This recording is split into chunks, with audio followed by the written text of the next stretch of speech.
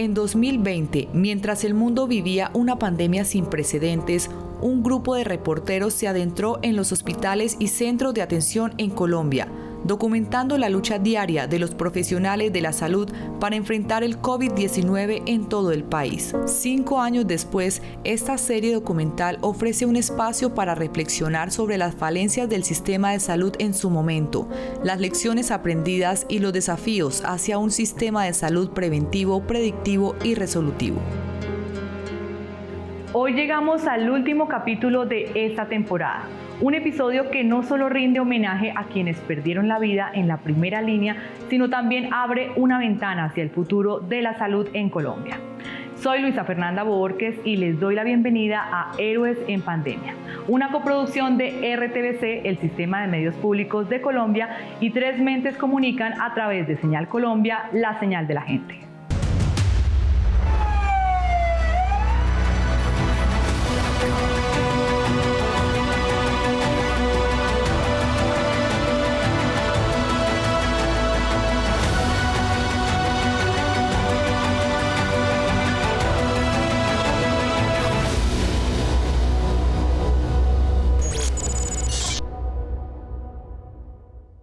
En este último capítulo de esta temporada nos acercamos a las voces de quienes cargan con la ausencia, esposas, hijos e hijas de médicos que perdieron la vida durante la pandemia. Ellos nos recuerdan que la memoria también se escribe en familia.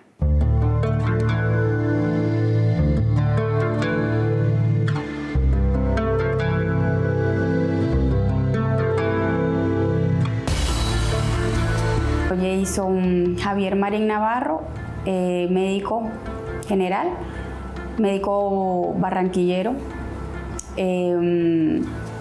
Pues era un médico excelente, con una calidad humana muy bonita. Era joven, tenía 35 años. Yo tenía 5 meses de embarazo y teníamos la otra niña que tenía 4 años y medio. Cuando la pandemia, su mamá, su familia, yo, todos les dijimos pues que se retirara, que pues, por la pandemia dejara de trabajar por un tiempo, pero él no quiso. Bueno, mi esposo se puso mal desde el primer día que lo vacunaron. Empezó la dificultad para respirar y en la clínica donde estaba duró 14 días en UCI. Bueno, lastimosamente no tuvimos la victoria. Dios decidió otra cosa y bueno, pues a partir de ahí, digamos que nuestra vida dio un giro bastante grande. Yo fui muy afortunada porque el tiempo que tuve con mi esposo, nosotros fuimos muy felices. En verdad que pues yo siento que él todo lo que tenía que darme me lo dio y todo lo que yo tenía que darle se lo di. Tuvimos un hogar muy lindo. Recuerdo a mi papá que él era muy feliz. Todos los días cuando llegaba del trabajo siempre sacaba un rato para mí y yo jugaba con él mucho.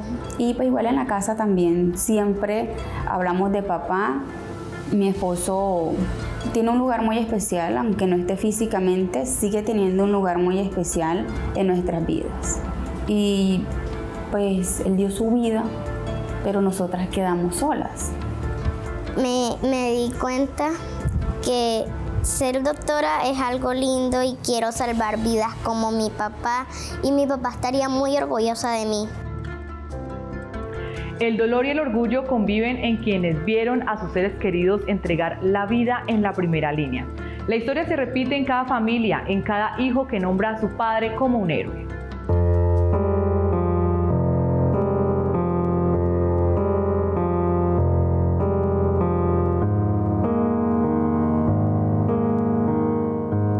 Edgardo Osorio era una persona muy dada a sus pacientes. Ahí está la muestra que dio su vida por ellos. Un doctor que tenía vocación para su carrera. Se veía que venía algo terrible, pero no sabíamos que nos iba a llegar a nosotros. Fue algo muy doloroso, algo que si tú le buscas una explicación, yo creo que tú nunca se la encuentras. O sea, no encuentro las palabras cómo explicar eso. Es un dolor que tú que tú lo llevas tan dentro, tan profundo de tu alma que tú no sabes cómo explicar. A pesar de su ausencia hemos tratado de sobrevivir, a pesar de tantas necesidades, tantas cosas que de pronto si él estuviera no nos hubieran pasado ni nos estuvieran pasando. Yo siento que quedaron muchos capítulos por cerrar, muchas conversaciones por terminar, muchos sentimientos por expresar, muchos te amo de nosotros para él y de él para nosotros, porque éramos muy especial con él con nosotros y con su hijo bello, porque Alejandro para él era su hijo bello. Mi papá siempre me pellizcaba, me llevaba al cine, comíamos helado, me hacía reír. Para mí él era mi super compañero, un superhéroe, como un super papá. Siempre me protegía, me decía, hijo, te quiero mucho, cuídate. Le doy muchas gracias a Dios porque tengo a Alejandro, que ha sido un apoyo para mí y así como lo he sido yo para él. Y con la ayuda del Señor yo tengo la fe que lo tengo que sacar adelante, lo tengo que hacer un profesional. Eso me dolió muchísimo. Y así siguiendo, hasta ahora. Que todavía lo recuerdo, pero ya soporto porque ya sé que mi papá está en el cielo y él me cuida desde arriba. Cada recuerdo es un abrazo que ya no está. Cada palabra pendiente se convierte en vacío, pero la memoria es también fuerza para seguir adelante.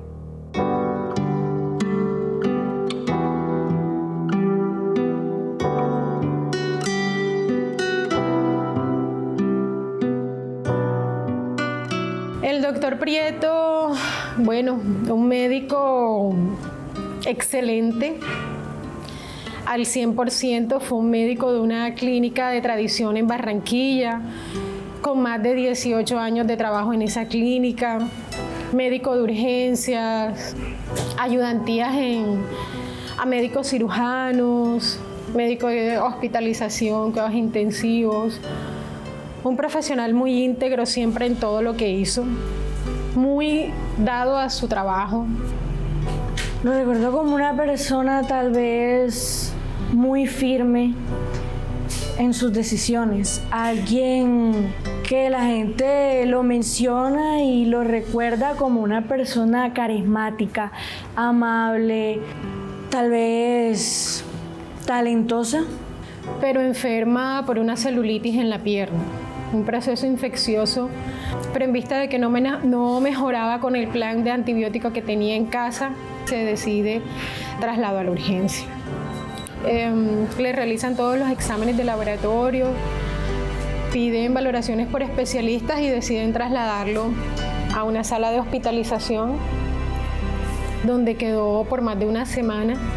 Informan que hubo necesidad de trasladarlo a cuidados intensivos porque presentó dificultad respiratoria.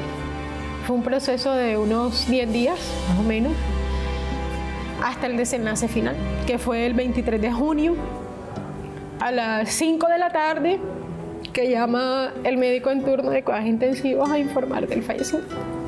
En la pandemia yo me sentí muy triste, muy sola, porque yo era muy pegada a mi papá, yo siempre lo quise mucho y de repente perderlo en un momento en el que necesitamos, mi familia y yo, estar más juntos que nunca, fue algo tan doloroso, tan horrible.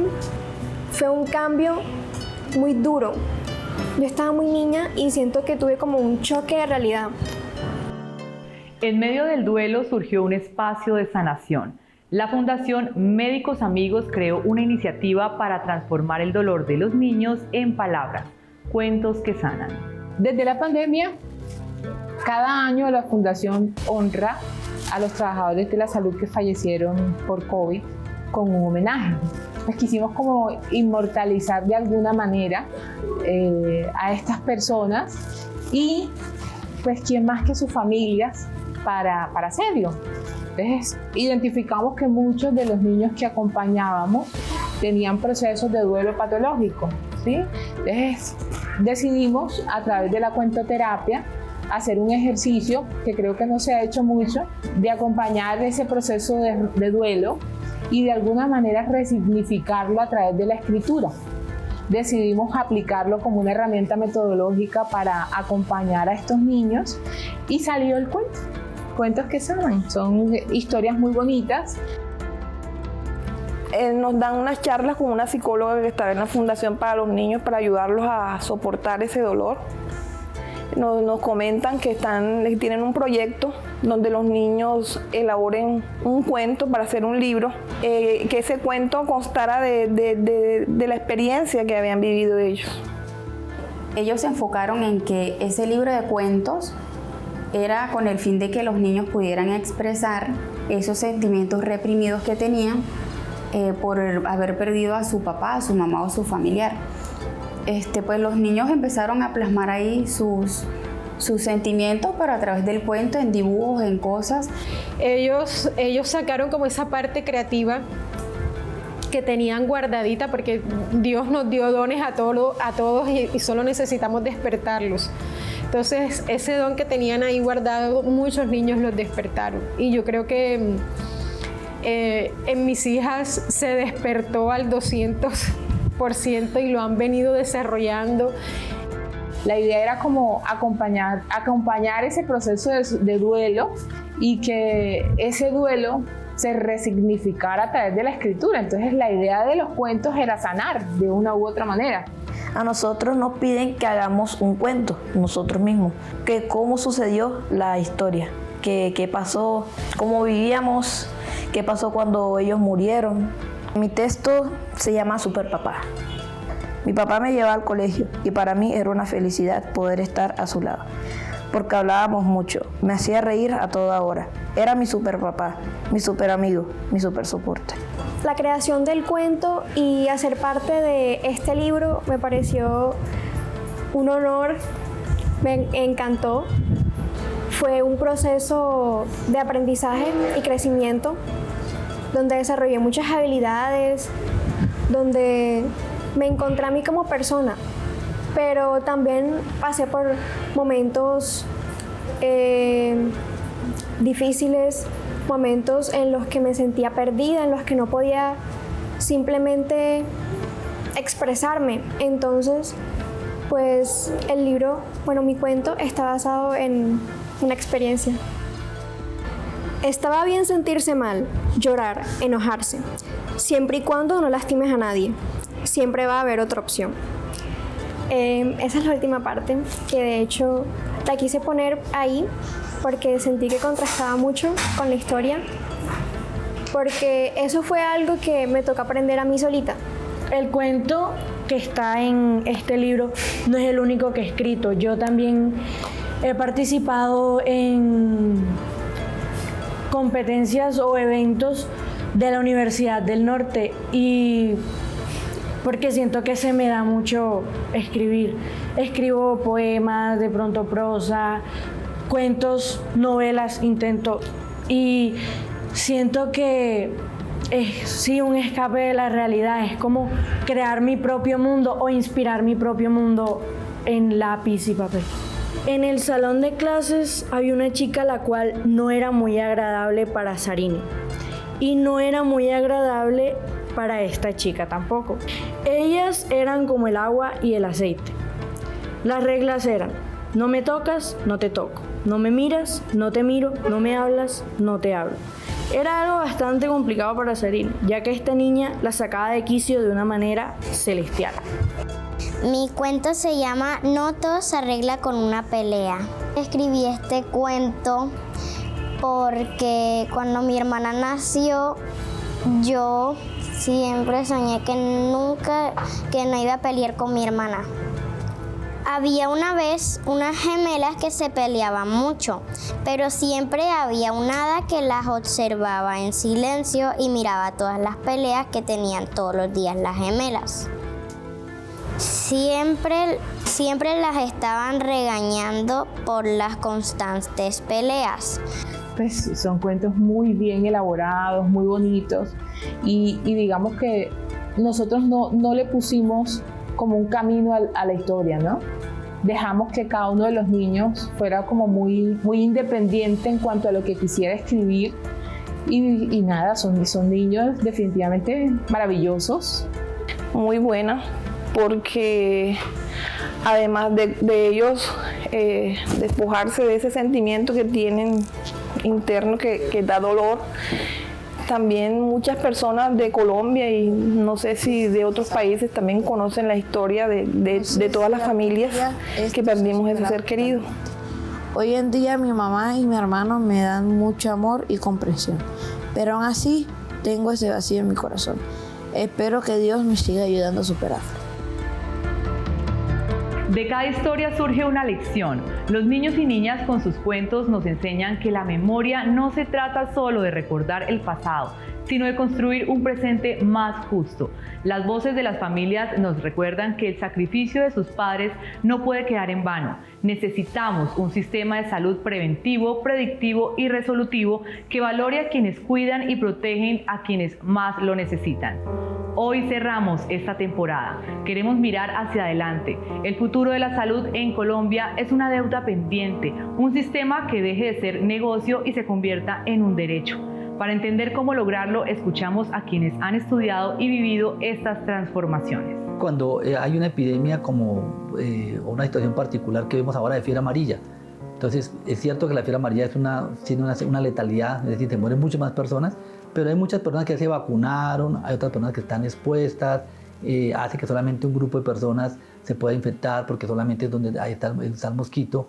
Es decir, hay grupos en los cuales puedes focalizar la prevención.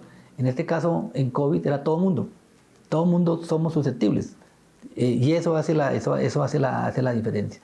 Después vienen otras cosas que ya aprendimos a conocer, quiénes son los que más riesgo tienen de complicarse, que pues las personas mayores de 60 años y las personas obesas, etcétera, etcétera, que ya lo que ya conocemos, pero al comienzo no lo sabíamos y al comienzo todos éramos susceptibles y adicionalmente pues fue aterrador porque empieza a haber personas que en países desarrollados colapsan los sistemas hospitalarios, vemos cómo en Nueva York terminan los hospitales colapsados, personas muertas, apiladas en las diferentes salas de los hospitales. Entonces eso, si los países desarrollados que tienen recursos se están viendo abocados a esta situación, no es porque la gente no sepa qué hacer, no es porque no tengan recursos. O sea, eso hace que empiece a ser mucho más dramático a mi modo de ver.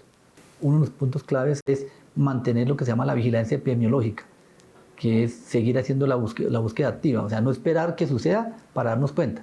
Lo que pasa es que en un sentido práctico, esa vigilancia epidemiológica, y más si hacemos una vigilancia epidemiológica molecular, es decir, buscando los genes de los virus que están circulando y cosas por el estilo, eso vale plata. Y esos recursos pues tiene uno que tener el país de la capacidad de decir, vamos a incluirlo eso en el presupuesto para que así no suceda nada, porque puede que en 1, 2 o 3, 4 años no pasa nada. Entonces la gente dice, ¿para qué colocaron tanta plata ahí si esto podíamos colocarla en otro sitio? Pero esa es la manera de prevenir. Y lo mismo, deberíamos avanzar en que realmente nosotros empecemos a producir vacunas, por ejemplo. Que eso fue uno de los puntos en los cuales se ha trabajado, pero eso tiene que volverse realidad. Porque si nos quedamos en el discurso que hay que producir vacunas, que hay que tener autonomía sanitaria, pues eso hay que pasarlo a la realidad. Y eso no es un proceso de tomar la decisión, hoy quiero producir vacunas.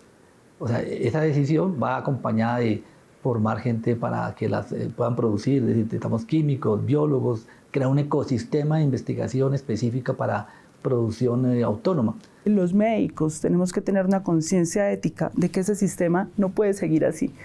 Ese sistema destruyó, la Ley 100 destruyó la medicina, destruyó las profesiones de la salud y está destruyendo la vida en Colombia. Entonces tenemos que seguir insistiendo. Y por supuesto, el gobierno tiene que tomar todas las medidas para que las EPS que tienen intervenidas y las que no están intervenidas presten el mejor servicio posible. Ahora, la crisis es estructural y se necesita que el Congreso solucione de manera estructural, pero nosotros no podemos quedarnos quietos. Nuestros adversarios no tienen argumentos, porque si le dijeran la verdad al país, tendrían que decir que están defendiendo negocios, y eso no es popular. Entonces tienen que salir a decir mentiras. La primera mentira es que la reforma era para entregar los recursos a gobernadores y alcaldes. Falso. Por el contrario, la reforma le quita el manejo de los recursos a las clientelas politiqueras que hoy hacen parte de las juntas directivas de las EPS, donde manejan esa plata de discrecionalidad como les da la gana. Luego dijeron que queríamos estatizar el sistema de salud. Falso. El sector privado tiene participación en un 80% en la prestación de servicios de salud en Colombia, en las clínicas. Quienes han acabado el sector privado son las EPS, aupadas por nuestros adversarios. Abren un EPS. ¿Qué es un EPS? Un vehículo de captura de billones de pesos de los colombianos. Y puede contratar a discrecionalidad con quien quiera. Contratan sus propias clínicas, hospitales o los de sus amigos y quiebran al microempresario que tiene una clínica que no sea amigo de ellos. Piden liquidación y se van dejando deudas. Eso es lo que ha pasado durante 30 años en este país. Quienes han acabado el sector privado es ese mecanismo de intermediación para manejar esa plata de discrecionalidad a como ellos quieran. Arrodillar al que ellos quieran, un efecto de dominación completa sobre todo el sector salud, y eso lo sabe todo el sector salud. Eso es lo que tenemos que cambiar. Eso no es racional, eso no es un diseño institucional serio en ninguna parte del mundo, eso no es defendible. Entonces, esos son los argumentos falaces, por cierto, de nuestros contradictores. ¿Cómo me imaginaría un sistema de salud en el futuro? Pues hay muchos ejemplos, pero yo creería que los países nórdicos tienen algunas buenas ideas al respecto de la prestación de salud, pensando siempre que sea un régimen preventivo, pensando siempre que sea un régimen solidario, pensando siempre que sea un régimen que se apoye finalmente en las comunidades, pensando que sea un régimen que privilegie los territorios, ¿sí?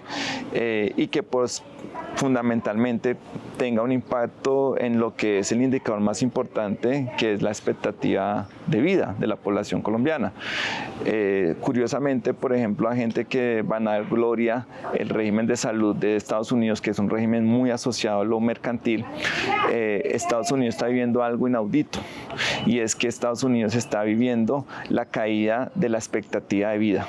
La expectativa de vida de la mayoría de los países del mundo ha venido aumentando sistemáticamente por muchas cosas, pero en Estados Unidos esa tendencia ya es decreciente, es decir, va cayendo la expectativa de vida. Anteriormente, no sé, pongo un ejemplo, de pronto el dato no es preciso, pero la expectativa de vida de un estadounidense promedio era 80 y tantos años. Ahorita posiblemente está por debajo de 80, ¿sí?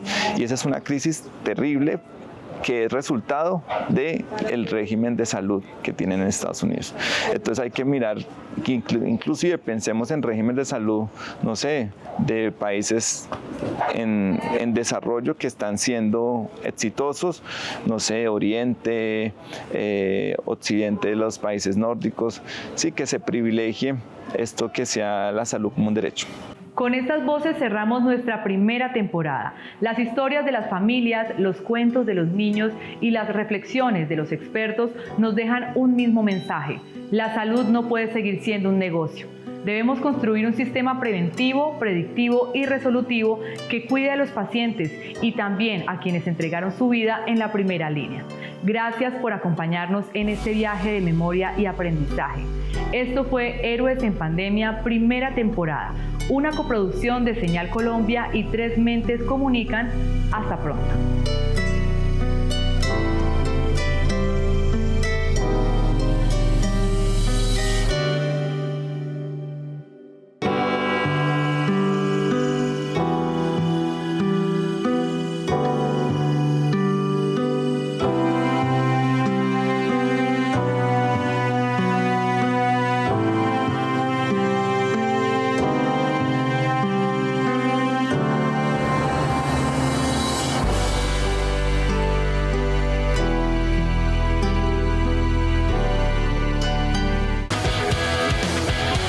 Ministerio TIC,